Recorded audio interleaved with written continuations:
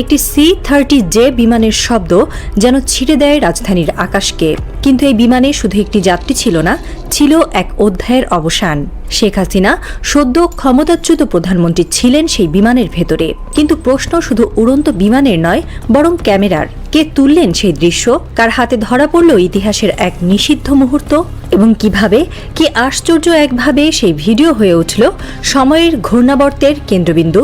এই একটিমাত্র ভিডিও বদলে দিল দৃশ্যপট। এটি কোনো কৌতূহলী দৃষ্টির সৃষ্টি নয়, বরং রাষ্ট্রযন্ত্রের গভীরে লুকিয়ে থাকা এক ছায়া নেটওয়ার্কের মুখোশ উন্মোচন।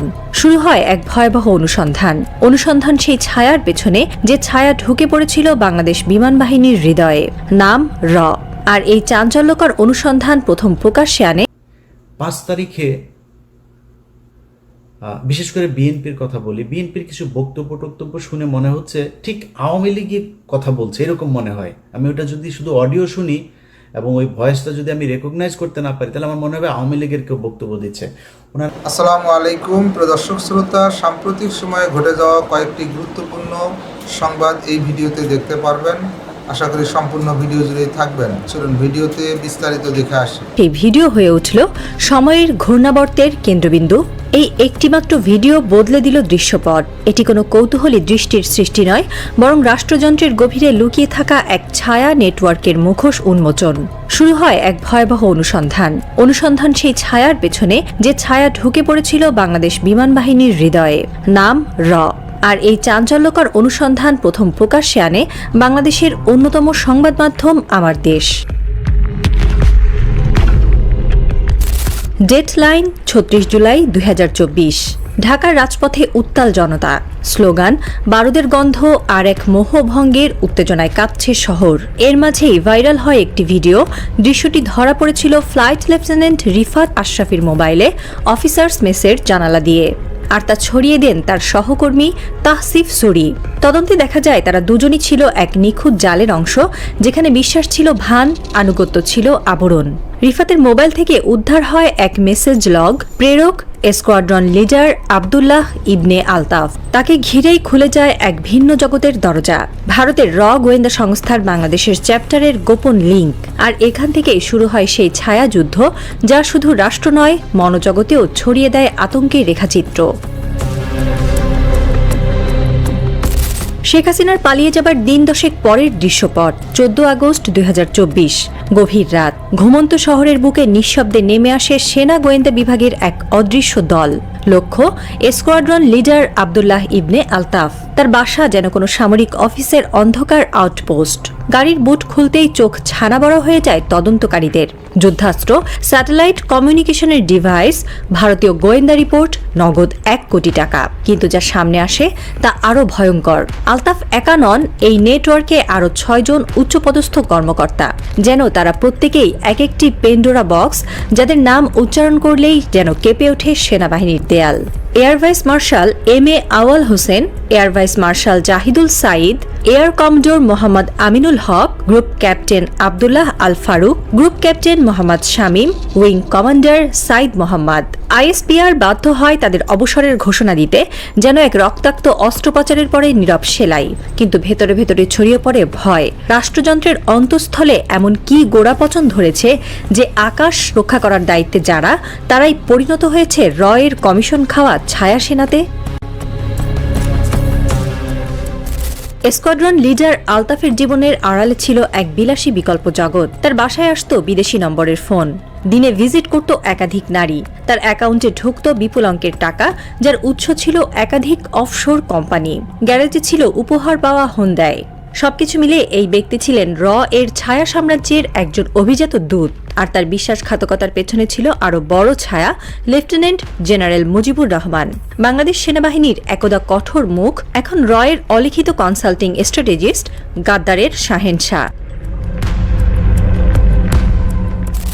বিমান বাহিনী আর সেনাবাহিনী পেরিয়ে এবার তদন্ত পৌঁছে যায় পুলিশের অন্দরমহলে। 4 জন উচ্চপদস্থ পুলিশ কর্মকর্তাকে সাসপেন্ড করা হয়।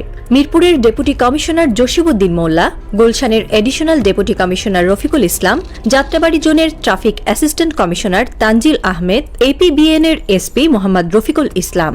এদের সবার স্টেশন মাস্টার ছিলেন গুলশানের সহকারী police commissioner Iftekhar Mahmud DB, যিনি ছিলেন আবদুল্লাহ ইবনে আলতাফের ঘনিষ্ঠ বন্ধু এবং এর বাংলাদেশ চ্যাপ্টারের অন্যতম সক্রিয় লিঙ্কম্যান।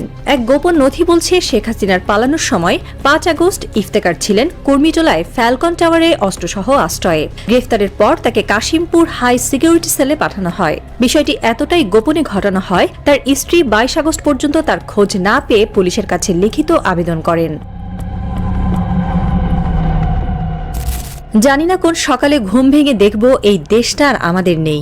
হয়তো তখন পাখির ডাকের বদলে ভেসে আসবে বিদেশি জঙ্গলের রেডিও ফ্রিকোয়েন্সি। হয়তো তখন আকাশে ওড়ার আগে প্রতিটি জেটের অনুমতি নিতে হবে নয়াদিল্লি থেকে। আর এসব ঘটবে কারণ বিশ্বাসঘাতক ছিল আমাদের ভেতরেই। যে দেশের কসম খেয়েছিল সেই ছুরি বসিয়েছে দেশের বুকে। বাংলাদেশ বিমান বাহিনী মানে শুধু যুদ্ধ বিমান নয়, সেটা আমাদের আকাশের গর্ব, স্বাধীনতার নিশান আর আমাদের জাতিসত্তার আভিজাত্য। যখন সেই বাহিনীরই কয়েকজন উচ্চপদস্থ কর্মকর্তা এর ছায়া খেলায় অংশ নেয়, তখন সেটা আর শুধু ষড়যন্ত্র নয়, এটা এক নির্মম আত্মঘাত। এসব গাদ্দারদের চোখে পতাকার মানে নেই।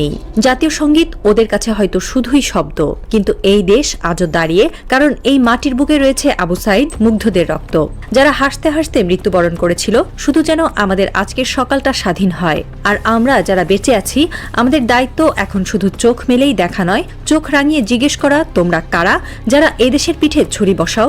সীমানার ওপর থেকে আসা সেনা নয়, সবার আগে আমাদের লড়তে হবে ভেতরের মুখোশধারীদের বিরুদ্ধে।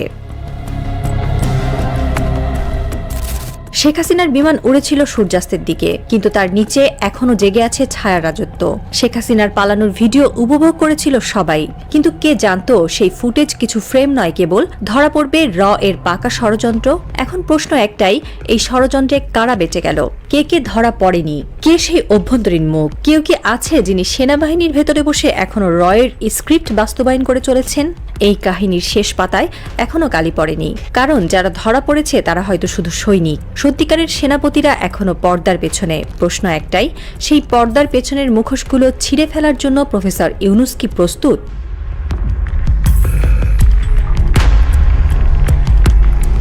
ব্যক্তিগতভাবে তার চাঁদাবাজির ব্যাপারে কিছু জানি না, কিন্তু একটা করাপ্টেড একটা গভর্নমেন্ট তিনি পরিচালনা করছেন। বাট ইউনূসকে আমাদের দরকার ছিল। এখনো পর্যন্ত ভারতীয় যে আগ্রাসন, এই গত কয়েকদিন আগে যুক্তরাষ্ট্রের সাথে যে কূটনৈতিক দর কষাকষি, এগুলোর জন্যই মূলত তাকে আমাদের খুব দরকার ছিল। তিনি ছিলেন, আছেন, আর কোনো সমস্যা, সামনেও তাকে একটা ভালো জায়গায় রাখা হোক। এখন আপনি আমাকে বলবেন যে ভাই, এক এক করে যদি বলতে যাই, ইউনূস সরকার বলেন, বিএনপি বলেন, এনসিপি বলেন, জামাত বলেন, সবখানেই একটা সমালোচনা করার জায়গা আছে। কে কি করছে এটার আমি বললাম না, আপনারা দেশে আছেন, আপনারা সবাই জানেন। আমি আর বিতর্কিত আজকে আর কোনো বক্তব্য দিতে চাই না, যে কারণে এগুলো নিয়ে আলোচনায় না গেলাম। আমি আওয়ামী লীগ ক্ষমতায় থাকাকালীন কিছু কথা বলতাম যে আমি কখনোই চাঁদাবাজি, দুর্নীতি এগুলোর জন্য আমার এই যুদ্ধ না। আমার যুদ্ধের একটা জায়গা আছে, সেটা হচ্ছে ভারত বিরোধিতা। কারণ আমার এই দেশের সব সমস্যার মূল কারণ হচ্ছে ভারত। আমরা ভারত নিয়ে কথা বলতাম, আমাদেরকে বলতো আমরা হলাম এগুলি নিয়ে নাকি সব গুজব ছড়াই, এগুলি কোনো সত্যি কিছু নাই। শেষ পর্যন্ত সেই ভারতই কিন্তু এই স্বৈরাচারকে নিয়ে জায়গা দিয়ে রেখেছে। এই ভারতই এখনো পর্যন্ত তাদের জায়গা থেকে দেখেন। 2 দিন আগেও ভারতীয় পররাষ্ট্রমন্ত্রী বলে যে আমাদের খুব কি দৃষ্টি, সূক্ষ্ম দৃষ্টি না কি যেন এক দৃষ্টি রাখছেন তিনি। তুই কেড়ে বেটা, আমার দেশের কি হবে সেটা দৃষ্টি রাখার জন্য? তোর না হাগার পায়খানা নাই, তুই পায়খানা বানা আগে। তোর ওই দেশের মানুষের চাইতে এই দেশের মানুষ বহু ভালো আছে, তুই করা লাগবে না, তুই তোর দেশ নিয়ে চিন্তা কর। এটা বলেছে এই ইন্ডিয়া বলেছে। তার মানে আমরা যা বলতাম এই দেশের মূল সমস্যা ভারত, তারাই সমস্যা। অতএব আমাদের ওই জায়গা থেকে বের হইতে হবে। 5 তারিখে বিশেষ করে বিএনপির কথা বলি, বিএনপির কিছু বক্তব্য শুনে মনে হচ্ছে ঠিক আওয়ামী লীগের কথা বলছে এরকম মনে হয়। আমি ওটা যদি শুধু অডিও শুনি এবং ওই ভয়েসটা যদি আমি রেকগনাইজ করতে না পারি, তাহলে আমার মনে হবে আওয়ামী লীগের কেউ বক্তব্য দিচ্ছে। ওনারা এখন মুক্তিযুদ্ধের চেতনায় বিশ্বাস করেন। ওনারা পাকিস্তানের রাজাকারদেরকে, কারা নাকি রাজাকার, চিহ্নিত যুদ্ধাপরাধী, ওই যে পোস্টার সরানো নিয়ে হয়েছে না, চিহ্নিত যুদ্ধাপরাধী। শেখ হাসিনার বিচারে যদি নাকি কেউ চিহ্নিত যুদ্ধাপরাধী কেউ মেনে নেয়, তাহলে এতিমের টাকা আত্মসাতেরটা তো মেনে নিতে হবে। খাম্বা নিয়ে যেগুলো বলে সেগুলো তো মেনে নিতে হবে, তাই না? মানবেন নাকি? সাকা চৌধুরী তো জামাত করতো না, তারটা মানবেন? মানে একটু মানবেন না, এটা তো হইতে পারে না। আমি শেখ হাসিনার কোনো বিচারই মানি না। দেখেন না, এখন পর্যন্ত দেশে যাইতে পারি নাই কেন জানেন? এই দেশের কিছু মানুষের মুক্তির জন্য। আপনি 1 বছর হয়ে গিয়েছে, এখনো অনেক মানুষ জেলখানায় আছে, তাদের কথা মনেও করেন নাই। কেউ কোথাও বলেনও না, বলবেনও না। কারণ আপনারা মনে করেছেন সামনে কিছু খাবার এসেছে, সেটা খেয়ে নেই শেষ। এই দেশের মূল সমস্যাটা কোন জায়গায় ছিল সেখানে হাত দেন। এখন পর্যন্ত বিডিআরের লোকগুলো জেলখানায়। কোনো বড় রাজনৈতিক দল, না বিএনপি না জামায়াত, কেউ যায় নাই। এনসিপির কিছুটা, ওই যে একজন সমন্বয়ক আছেন মাহিন ভাই কিছুটা দিত, সময় দিয়েছে, সময় দেয়, এখনো সময় দেয়। এর বাইরে কোনো রাজনৈতিক দল তাদের পাশে দাঁড়ান নাই। আপনাদের সমস্যা মনে হয় না ওইটা? 25শে ফেব্রুয়ারি পিলখানার হত্যাকাণ্ড এই দেশের মূল সমস্যা, এটা মনে করেন না? যদি মনে না করেন, এটার জন্য আপনাদেরকে একদিন মূল্য দিতে হবে, চড়া মূল্য দিতে হবে। এবং এবার যদি আবারও আপনাদেরকে মূল্য দিতে হয়, সেখান থেকে বের হয়ে আসতে পারবেন কিনা এটার কোনো গ্যারান্টি নাই। ঢাকা বিশ্ববিদ্যালয়ের এখানে আপনি চিহ্নিত যুদ্ধাপরাধীদেরকে নাকি করা যাবে না। চিহ্নিত যুদ্ধাপরাধী শেখ হাসিনা কি বলেছেন? মতিউর রহমান নিজামী একজনের ঘরের থেকে এক নারীকে উঠিয়ে নিয়ে পাকিস্তান ক্যাম্পে দিয়ে এসেছেন। কার মাকে মতিউর রহমান নিজামী পাকিস্তানি ক্যাম্পে দিয়ে এসেছেন, আমরা সেই পাকিস্তানি বীর্যগুলোকে দেখতে চাই। আওয়ামী লীগের লোকজন খুব ভোদাই মার্কা একটা কথা বলে, কারণ আমি নিজেকে, আমার বাপ জীবনে কোনোদিন মানে আমি 71-এ জন্ম হইলে আমি 100% পাকিস্তানের পক্ষে থাকতাম, একদম 100%। এটা আমি হিপোক্রেসি কথাবার্তা বলি না, এখন বলছি সারা জীবন বলবো এটা। অবশ্যই পাকিস্তানের পক্ষে থাকতাম আমার যদি জন্ম হইতো। আমার বাপ এত মানে ভীতু টাইপের লোক ছিল, এই লোকের পক্ষে সম্ভব হয় নাই। তারপরেও আমি কিন্তু নিজেরে রাজাকারের সন্তান বলি, আমি রাজাকার পরিবারের বলি, এগুলি বলি। কেন বলি জানেন? চালাক, তাই বুদ্ধিমান, এই জন্য বলি। কারণ ধরেন আমার বাপ যদি রাজাকার হইতো, আমার বাপ বিভিন্ন ঘর থেকে বাঙালিদেরকে তুলে নিয়ে পাকিস্তান ক্যাম্পে নিয়ে আসতো, আমার বাপ তো সেফ থাকতো। কারণ আমার বাপ পাকিস্তানি লোকজনের সেবা করে, পাকিস্তানি লোকজনের ই করে। তাহলে কি হইলো? যারা তুলা দিয়ে আসলো, আওয়ামী লীগের লোকজনের বৌরে নিয়ে ক্যাম্পে দিয়ে আসছে না। যদি আমার বাপ রাজাকার হইতো তাহলে কি করতো? আমার বাপ তাহলে আওয়ামী লীগের লোকজনের নিয়ে, মহিলাদেরকে নিয়ে ক্যাম্পে দিয়ে আসতো। তো পাকিস্তান কারে বীর্য দিয়ে গেল? তোর মারে দিয়ে গেল।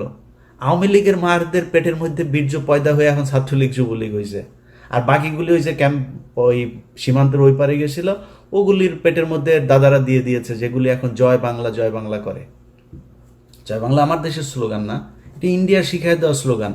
ভাই, মুক্তিযুদ্ধের চেতনা নিয়ে যদি রাজনীতি করতে চান, বহুত সমস্যায় পড়বেন। আমি ভাই বাংলাদেশ 1971 সালে স্বাধীন হয়েছিল এটা মানি না। এখন আপনি আমার যা মনে চায় তাই বলতে পারেন, কারণ ওইটা ভারত আর পাকিস্তানের যুদ্ধ ছিল, সেটা ভারত এখনো বলে, এবং বাংলাদেশের পক্ষ থেকে ওইটার ব্যাপারে কোনো ধরনের কোনো প্রতিবাদ এখন পর্যন্ত করা হয় নাই। এইবার প্রথম এই সরকার আসার পরে করেছে, ওইটা আমি এনাফ মনে করি না। আপনি যদি মনে করেন ওইটা আপনার স্বাধীনতার যুদ্ধ, ওই ব্যাপারে আপনি প্রকট, আপনি একদম পুরোপুরি এক ইয়ের মধ্যে থাকবেন, তাহলে তো আপনাকে তাদের সাথে সব ধরনের চুক্তি বাতিল করতে হবে, সব ধরনের থেকে সম্পর্ক থেকে বের হয়ে আসতে হবে। আসেন নাই, তার মানে তাদের ওইটা আপনি সহ্য করেন। তাহলে ওইটা যুদ্ধ না, ভারত আর পাকিস্তানের যুদ্ধ। ভারত এখনো সেলিব্রেট করে। এখন আপনি যদি মনে করেন আমি কিছুক্ষণের জন্য এটা মানলাম যে আপনার ভারত পাকিস্তানের যুদ্ধ, এই মানে বাংলাদেশের মুক্তিযুদ্ধ, আমার এই ভিডিও এই মুহূর্তে যেই যে মানুষগুলো দেখছেন, আমার ভিডিও পজ দিয়ে একটু 2 মিনিট চিন্তা করেন যে আমি এই আমার আশপাশে আমার আত্মীয় স্বজন, আমার গ্রামের আশপাশের যত গ্রাম আছে, কতজন মুক্তিযুদ্ধ ছিল। মুক্তিযোদ্ধা যে কটা আছে তার 80% ভুয়া। খোঁজ নেন, আপনার এলাকায় যে কটা মুক্তিযোদ্ধা আছে ওর ব্যাপারে যায় খোঁজ নেন। আল্লাহর কসম করে বললাম, একদম ভুয়া। আপনার বাপ গিয়েছিল? যায় নাই। তা মুক্তিযুদ্ধ আপনি করলেন না, আপনি মুক্তিযুদ্ধের বিশাল চেতনা। এই যে এই সরকার এসে 1 বছর হলো, আপনি মুক্তিযুদ্ধের তালিকা বের করেন নাই কেন? কতজন মারা গিয়েছে আসলে তার তালিকা আপনি করেন না কেন? 30 লাখ, 3 লাখ, 3,000, এটা কি কেন করেন না? ওইখানে কিছু একটা আছে যেটা করতে বের করতে চায় না। ভাই আমরা তো চাই সেই যুদ্ধে কতজন মানুষ মারা গিয়েছে তাদের প্রতি আমরা সম্মান জানাইতে চাই। বার করেন। আপনি ভিডিও দেখছেন না, বার যেহেতু করেন, আপনাকে দায়িত্ব দিলাম বের করার জন্য। আপনি চোখ বন্ধ করে চিন্তা করেন আপনার 14 গোষ্ঠীর মধ্যে 71-এ মারা গিয়েছে কেউ আছে কিনা। পাকিস্তানি মিলিটারিরা এসে কারোর মাকে তুলে নিয়ে তারপরে প্রোডাকশন দিয়ে দিয়েছে। যদি একটা খুঁজে পান, কান কেটে শুনেছি, উনি বলেছেন, তিনি বলেছেন, এইটা দিয়ে কোনো ইতিহাস হয় না।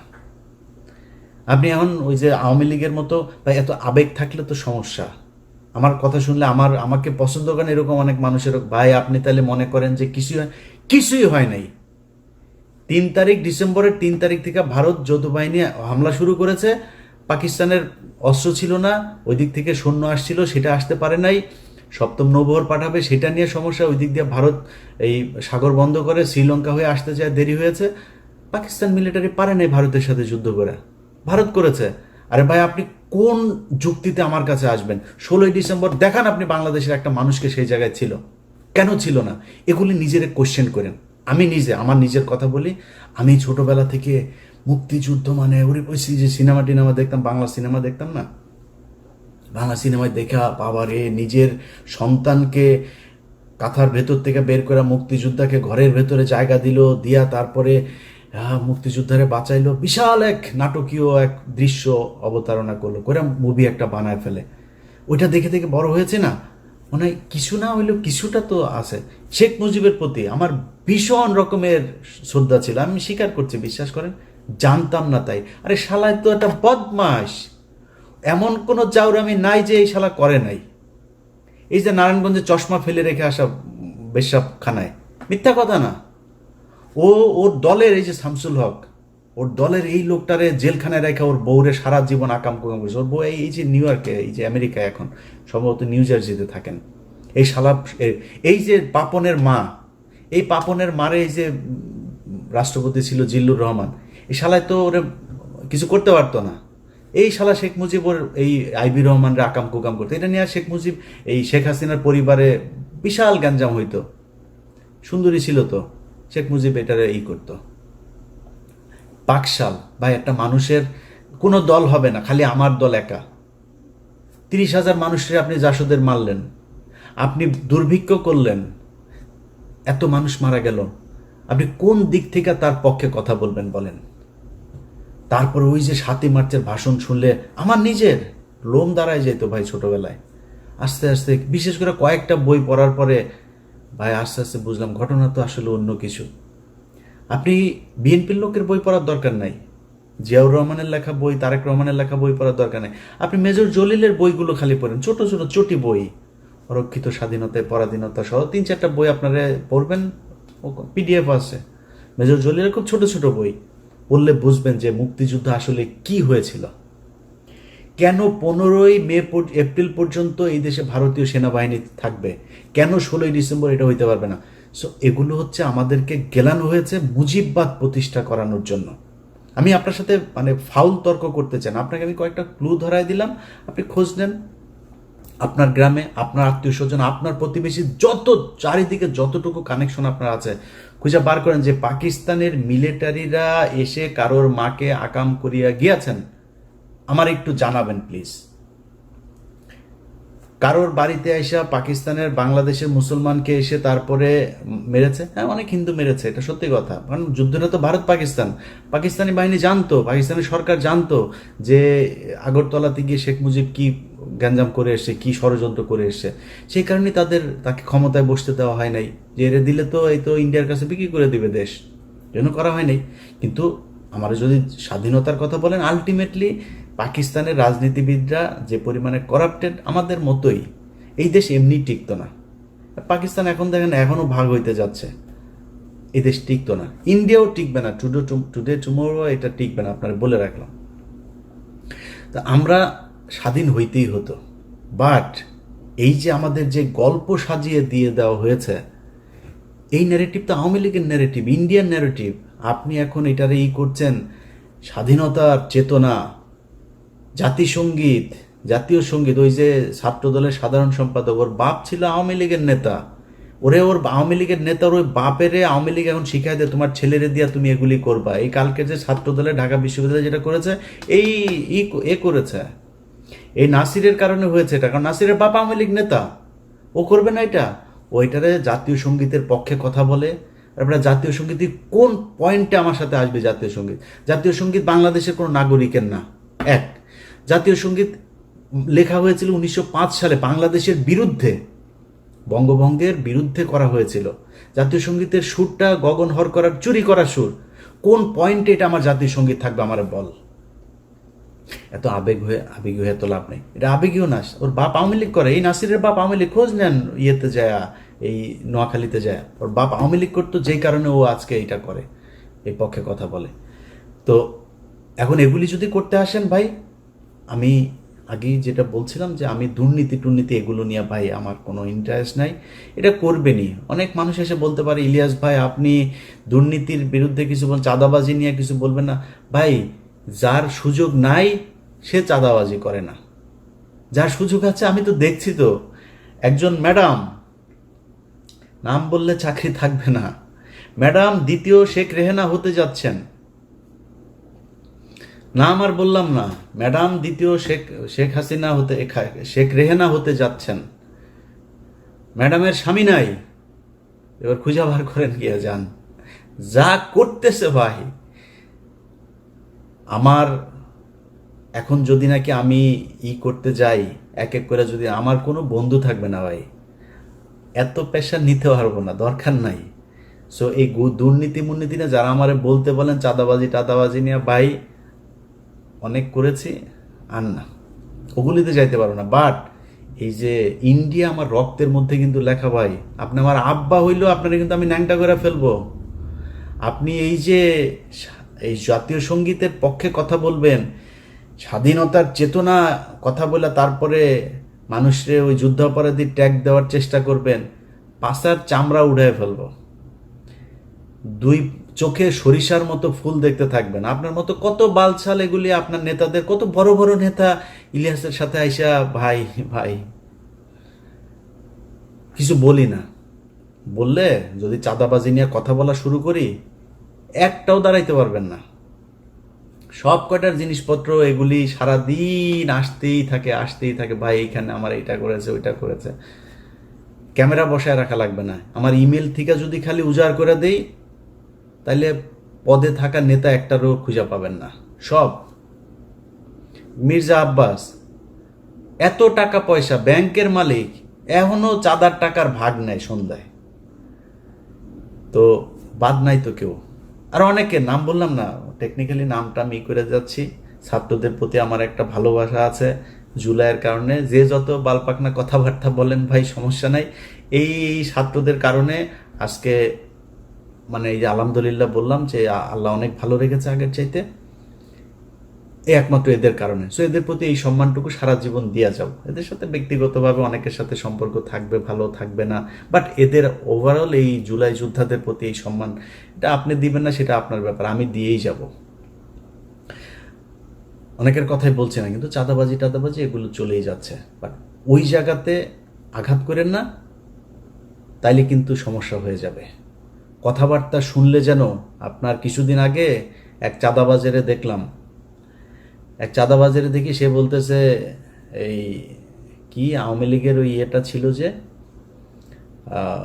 বাংলার তুমি কে আমি কে তুমি কে, ওই যে বাঙালি বাঙালি বাঙালি বাঙালি, এটা তো পশ্চিম বাংলার ডায়লগ। ওরা আমাদের বাংলার সাথে, এই তো আওয়ামী লীগের ডায়লগ এগুলি, তুমি কে আমি কে বাঙালি, গণজাগরণ মঞ্চের ডায়লগ। সব কিছু মিলা গেলে তোমাদেরকে ওই দিকেই মিলাই দেওয়া হবে। সো খুব সাবধানে কাজ করতে হবে। হ্যাঁ, আমরা এত কারোটা খাইও না পড়িও না, এত পাকনামি করার কিছু নাই।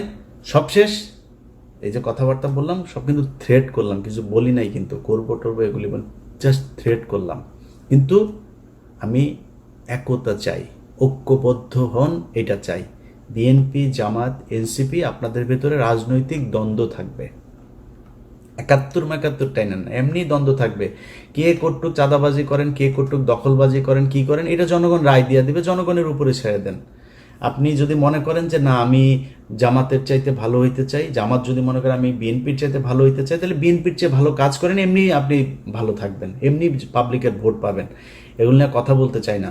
কিন্তু কোনো দল যদি এই মুক্তিযুদ্ধের নামে যদি নাকি আবার ফের বিভাজনের চেষ্টা করে, তার বিরুদ্ধে কিন্তু সরাসরি দাঁড়াবো। তখন কিন্তু কিছু বলতে পারবেন না। এক পিনাকিদার একার গুতাই নিতে পারেন না, আমাদেরকে চাতায়েন না। এটা বলে রাখলাম ভাই, ভবিষ্যতে মার্ক করে রাখতেছি। কিন্তু কে কে কি বলেন এগুলি কিন্তু মনে আছে। ওই যে মিছিলের কথা বললাম একটা, তুমি কে আমি কে বাঙালি, ওরা কিন্তু মনে রাখছি।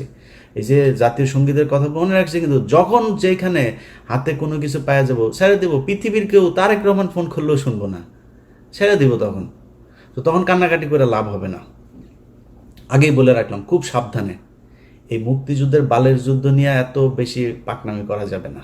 এটা দেশ স্বাধীন হওয়া দরকার ছিল, কেমনে হয়েছে এটা নিয়ে আমরা তর্কেই যেতে চাই না। তর্কে গেলে তর্কে আইসেন, আমি বই পুস্তক দিয়া দলিল দিয়া তারপরে বুঝাই দেব যদি যেতে চান তর্কে। বাট তর্কে আমি যেতে চাই না। এটা নিয়ে দেশ স্বাধীন হয়েছে, বেটার। আমরা এখন একটা দেশ পেয়েছি। এই দেশে যারা যারা যেইভাবে ছিল, পিছনের ইতিহাস নিয়ে ঘাটাঘাটি বাদ দিয়া দেশটারে কেমনে আগানো যায় সেটা নিয়ে চিন্তা করেন। রাজনৈতিক দলগুলোর ভেতরে আমি খুব এত বেশি এই যে ডিজিএফআই এবং রয়ের এরা উদ্দেশ্য প্রণোদিতভাবে কিছু, এনসিপির উদাহরণ, ওই যে একটা আছে, ওর নামটা কি, এই হুদাই খালি গুতায়, বিএনপিরে গুতায়, জামাতরে গুতায়। বিএনপির কয়েকজন আছে, এগুলি হুদাই খালি জামাতকে গুতাবে, এনসিপি গুতাবে। আমি মাঝখানে একটা করলাম যে ভাই খালেদা জিয়াকে নিয়ে, জিয়াউর রহমানকে নিয়ে আজে বাজে কথাবার্তা। তা আমি এটা নিয়ে একটা পোস্ট করলাম। পোস্ট করার পরে সার্জিস আমারে কল করলো, বললো যে ভাই আমাদের ভিতরে আমরা কি কেউ বলেছে এটা নিয়ে কোনো কথা? আমি বললাম যে এটা নিয়ে যে আলোচনা হচ্ছে, তাহলে কে কে বলেছে এটা? বললো ভাই আমাদের ভিতরে তো কেউ বলে না, আমাদের কেন্দ্রীয় আপনি দেখেন হাসনাত, আমিন, নাহিদ, মাহফুজ বা কেউ, আমরা কেউ বলি না এটা নিয়ে। আমি দেখলাম আসলে বলে নাই। তো সার্জিসের ভেতরে তার এটা নিয়ে তার উদারতা আছে। আপনারা সবাই বসেন ভাই, কোনো কিছু নিয়ে যদি সমস্যা হয় আপনারা বসেন, বসে তারপরে ঠিক করেন, এই জায়গাগুলোকে ঠিক করেন। কারণ এটা মাথায় রেখেন যে আওয়ামী লীগ যদি ব্যাক করে, কেউ এখনকার চাইতে ভালো থাকতে পারবেন না। আর আওয়ামী লীগ ব্যাক করার সুযোগ আপনারা তৈরি করে দিচ্ছেন। আওয়ামী লীগের সেই শক্তি নাই, কিন্তু এটা করবে ইন্ডিয়া। কারণ ওদেরকে সবসময় ইন্ডিয়া নিজের দল মনে করে। এই কারণে এই জায়গা থেকে যদি আপনি নিজেকে, দেশকে যদি নিরাপদে রাখতে চান, আপনাদের ভেতরে যা মনে চায়, যত মনে চায় দলাদলি, মারামারি, খুনাখুনি, যা মনে চায় করেন। আওয়ামী লীগ, ইন্ডিয়ার মুক্তিযুদ্ধের ন্যারেটিভ, এই জায়গায় আমাদের সবাইকে ঐক্যবদ্ধ থাকতে হবে। আমি ভাই কোনো দলের না, আমার একবার বিএনপি জামাত বানায়, জামাত বিএনপি বানায়। আমি আগেই বলেছি আপনাদের, আমি বাংলাদেশে একমাত্র এক পার্টি করি, সেটার নাম হচ্ছে এন্টি ইন্ডিয়ান পার্টি। আমার রক্তের যে গ্রুপ সেটা ইন্ডিয়া নেগেটিভ, এটা আমি সবসময় বলি, এখনও বলছি। ওই জায়গার বাইরে আমার কোনো কিছু করার নাই, আমার মাফ করে দিন। বাংলাদেশের বহু মানুষ আছেন যারা কিনা বলবেন যে ভাই আপনি চাঁদাবাজিকে করছেন। ভাই ওই যে বললাম যে চাঁদাবাজি নিয়ে যদি কথা বলতে যাই এখন, তাইলে আমি নিজেও চাঁদাবাজ হয়ে যাব। কেন জানেন? কারণ হয়েছে যে অনেকের এরকম কমপ্লেন আসে যে সচিবালয়ে গিয়ে আমার সাথে চ্যাটিং আছে, সেটা দেখায় বলছে যে ভাই আমি কারোর ফোন করি নাই তা না, আমি অনেক সচিবরে ফোন করেছি, পুলিশের ঊর্ধ্বতন কর্তৃপক্ষকে ফোন করেছি। ফোন করে যদি নাকি একটা গরিব মানুষের একটা ন্যায্য পাওনা, সে যদি অনেকদিন ঘুরছে একটা জিনিস নিয়ে, আমি বলতে পারি ভাই এই লোকটার এটা যদি একদম কোট আনকোট ঠিক এইভাবে যত সচিবের সাথে কথা হয়েছে, যত উপদেষ্টার সাথে কথা হয়েছে, সবার কাছে, পুলিশ অফিসার সবার কাছে আমার একটা ডায়লগ খুব কমন, ভাই যদি ন্যায্য মনে করেন তাহলে কাজটা করে দিয়েন। এই লোকটা অনেকদিন ধরে ঘুরছে, যদি ন্যায্য হয়, অন্যায্য কোনো অনৈতিক কোনো আবদার, কোনো অনুরোধ, কোনো কিছু আমার কাছ থেকে কেউ যদি পান, জাস্ট আমার ফোন রেকর্ড করে ছেড়ে দিন। এখন আপনি যদি আমার নামে আপনারা কেউ ভয় দেখায়, আপনি দুর্নীতি করেন, আমার ভয় দেখায় যদি কেউ আপনার কাছে টাকা পয়সা চায়, আপনি যদি দেন, আমি কি করবো? আমার কিছু করার নাই তো। যদি নাকি আমারে কেউ টাকা পয়সা দিয়ে থাকেন, আমার কোনো ভয়েস, আমার কোনো কিছুতে যদি দিয়ে থাকেন, আল্লাহর হস্তে, এটা আমার অনেক শত্রু আছে, যে কোনো আমার এটা দেওয়ার জন্য অনেক মানুষ বসে আছে, ওর কাছে পাঠিয়ে দিয়েন। পাঠিয়ে দিলে দেখবেন যে ওরা আমার এটা প্রচার করবে। আমি এটি করি না, আল্লাহ যেন ওই রাস্তায় না নেওয়ায়। বাট ওই যে বললাম যে চাঁদাবাজির পরিস্থিতিটা এমন পর্যায়ে দাঁড়িয়েছে, এটা ঠিক করতে গেলে এখানে আর কাউকে খুঁজে পাওয়া যাবে না। তো লম্বা কথা বললাম 1 বছরের মাথায়। আপনাদের সবার কাছে আবারও সবশেষ অনুরোধ থাকবে, ভাই প্লিজ ঐক্যবদ্ধ হন। ঐক্যবদ্ধ যদি না হতে পারেন, তাহলে আমাদের দেশের সামনে অনেক খারাপ পরিস্থিতি বিরাজ করবে। ধরেন যেই ভাইরা বিএনপিতে আছেন, আপনাকে নিয়ে কোনো খারাপ কোনো কিছু যদি নাকি মানুষ সমালোচনা করে, ভাই আমার চাইতে, আমি তো এখনও বহুত গালি শুনি, বহুত সমালোচনা সহ্য করি। আমারে প্রচণ্ড ভালোবাসে এরকম মানুষের সংখ্যা যেমন আছে, আমাকে ঘৃণা করে এরকম মানুষের সংখ্যাও আছে। এই যে এই পরিস্থিতির ভেতরে আমি, যারা আমার সমালোচনা করে, আমি তাদের সমালোচনা অনেক কিছু, আসলে কি আমার এটা ঠিক হয় নাই, আমি নিজে ভুল করি। আমার ফেসবুকে যে পোস্ট দেখেন না, আমার ফেসবুকের পোস্ট কিন্তু ধরেন 50% বা তারও কম আমি করি, 50% আমার অ্যাডমিনরা করে। আপনারা হয়তো অনেকে মনে করেন অনেক পোস্ট বোধহয় আমি মনে হয় পোস্ট করি, এরা করে। ইদানিং আমি সবাই বলে দিয়েছে যে পোস্টের সংখ্যা একটু কমায় করতে।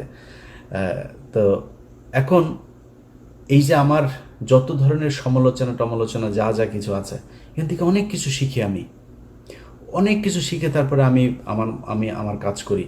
আপনার নিয়ে সমালোচনা করলে তার শত্রু মনে করার কারণ নাই। শেখ হাসিনার আজকে এই অধপতনের কারণ একটাই, সে সমালোচনা সহ্যই করে না। যারা তেলবাজি করেছে তাদেরকে কাছের মানুষ মনে করেছে। এটা যদি মনে করেন, পরিণতি শেখ হাসিনার মতোই হবে। অতএব নিজের সমালোচনা করা শেখেন। আত্ম উপলব্ধির মাধ্যমে যদি আপনি নিজেকে তৈরি করেন, আমার মনে হয় সেটা আপনার জন্য, আপনার দলের জন্য, দেশের জন্য, সবার জন্য আমাদের ভালো কিছু হবে। সবাই ভালো থাকবেন। আবারও বিজয় দিবসের শুভেচ্ছা। আওয়ামী মুক্ত একটা নতুন বাংলাদেশ দেখতে চাই। আল্লাহ হাফেজ। দর্শক শ্রোতা, এই বিষয়ে আপনার মতামত কমেন্ট বক্সে অবশ্যই আশা করতেছি। কমেন্ট বক্সে আপনার লিখতে পারেন, কমেন্ট বক্সে আপনার মতামত।